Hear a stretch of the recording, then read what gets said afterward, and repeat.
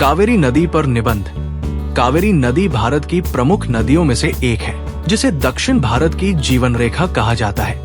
ये नदी न केवल अपने धार्मिक और सांस्कृतिक महत्व के लिए प्रसिद्ध है, बल्कि आर्थिक, कृषि और पर्यावरणीय दृष्टिकोण से भी इसका अत्यधिक महत्व है। कावेरी नदी का इतिहास, भूगोल और इसके आसपास की सभ्यता का विकास इस नदी की महत्ता को और भी बढ़ा देता है। कावेरी नदी का उद्गम और प्रवाह। कावेरी नदी का उद्गम कर्नाटक राज्य के कोडागु जिले में ब्रह्मगिरी पहाड़ियों से होता है। ये समुद्र तल से लगभग 1341 मीटर की ऊंचाई पर स्थित है। कावेरी नदी लगभग 800 किलोमीटर लंबी है और कर्नाटक तथा तमिलनाडु राज्यों से होकर बहती है। अंततः ये बंगाल की खाड़ी में समा जाती है। इस नदी की मुख्य सहायक नदियां हेमवती, भवानी, अमरावती और काबिनी है। कावेरी नदी का प्रवाह क्षेत्र बेहद उपजाऊ है और इसे दक्षिण की गंगा भी कहा जाता है। ये नदी कर्नाटक और तमिलनाडु के बीच जल विवाद का भी कारण रही है, लेकिन इसका महत्व दोनों राज्यों के लिए असीमित है। कावेरी नदी का धार्मिक और सांस्कृतिक महत्व। कावेरी नदी भारतीय संस्कृति और धार्मिक परंपराओं में अत्यधिक महत्व है। इसे देवी के रूप में पूजा जाता है और कावेरी अम्मा के नाम से जाना जाता है।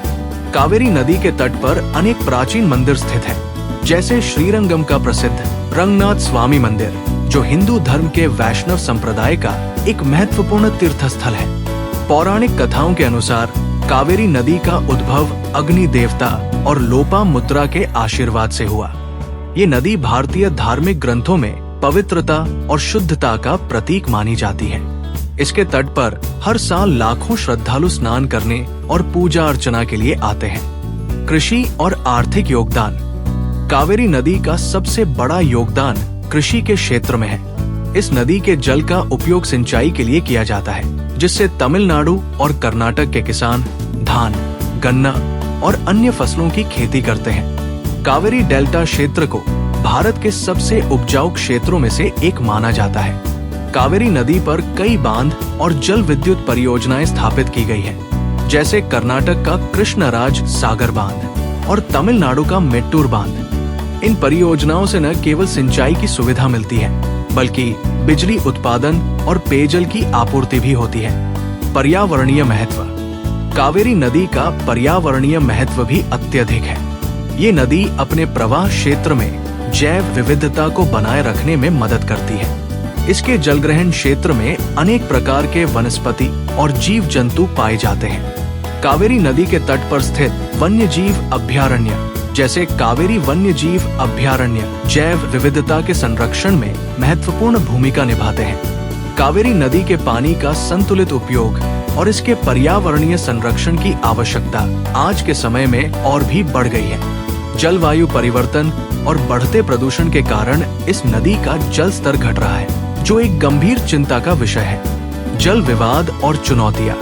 कावेरी नदी का जल विवाद भारत के सबसे पुराने जल विवादों में से एक है। कर्नाटक और तमिलनाडु राज्यों के बीच जल बंटवारे को लेकर लंबे समय से संघर्ष चल रहा है।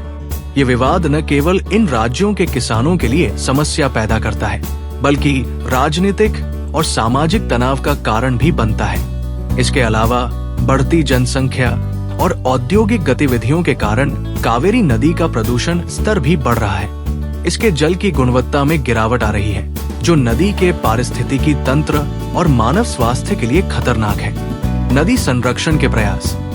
कावेरी नदी के संरक्षण के लिए कई सरकारी और गैर सरकारी प्रयास किए जा रहे हैं। स्थानीय समुदायों को जागरूक करना, नदी के किनारे वृक्षारोपण करना और जल प्रबंधन की आधुनिक तकनीकों का उपयोग करना इन प्रयासों का हिस्सा है।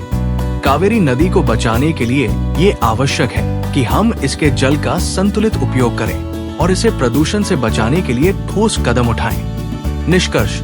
कावेरी नदी न केवल दक्षिण भारत की जीवन रेखा है, बल्कि ये भारतीय संस्कृति, धर्म और अर्थव्यवस्था का भी अभिन्न हिस्सा है। इसके जल से लाखों लोगों का जीवन जुड़ा हुआ है। हालांकि इसके सामने मौजूद चुनौतियों को देखते हुए ये हमारी जिम्मेदारी है कि हम इस पवित्र नदी का संरक्षण करें। कावेरी नदी का महत्व केवल भौतिक संसाधन तक सीमित नहीं है, बल्कि ये हमारी सांस्कृतिक और आध्यात्मिक धरोहर का भी प्रतीक है। यदि हम इसे संरक्षित करने में सफल होते हैं तो ये आने वाली पीढ़ियों के लिए एक अमूल्य उपहार होगा। Like, comment, and subscribe.